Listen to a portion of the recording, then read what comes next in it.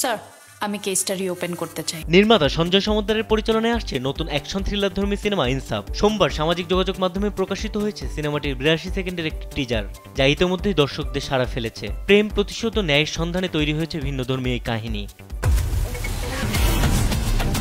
টিজারে দেখা যায় শরীফুল রাজ অভিনীত চরিত্র ইউসুফ এক কুখ্যাত খুনি, যার হাতে সবসময় থাকে কোরাল, মুখে জ্বলন্ত সিগারেট এবং চোখে মুখে প্রতিশোধের তীব্রতা। টিজারের এক দৃশ্যে ইউসুফকে খুন করার পর দুধ দিয়ে গোসল করতে দেখা যায়, যা চরিত্রটির অদ্ভুত মনস্তত্ত্বকে প্রকাশ করে।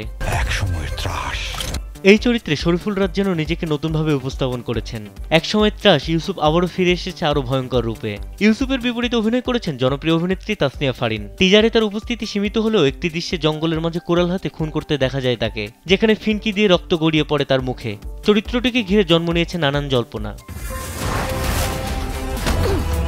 টিজারের শেষ অংশে চমক দেন অভিনেতা মোশাররফ করিম। মেডিকেলের মতো কোনো জায়গায় চোখে চশমা, হাতে শটগান নিয়ে হাজির হয়ে তিনি বলেন, আমি অমানুষ মারি, মানুষ মারি না।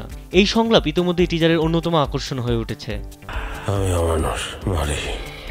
সঞ্জয় সমদ্দার এর আগে কলকাতার টলিউড ইন্ডাস্ট্রিতে মানুষ নামক সিনেমা পরিচালনা করেছিলেন, যেখানে প্রধান চরিত্রে ছিলেন জিৎ। তবে ইনসাফ হচ্ছে তার বাংলাদেশে নির্মিত প্রথম পূর্ণদৈর্ঘ্য চলচ্চিত্র। আসন্ন ঈদ উল আজহায় দেশের বিভিন্ন প্রেক্ষাগৃহে মুক্তি পাবে ইনসাফ। টিজার প্রকাশের পর সামাজিক যোগাযোগ মাধ্যমে দর্শকদের প্রশংসায় ভাসছে সিনেমাটি। তৌফিক মেজবা, কালবেলা।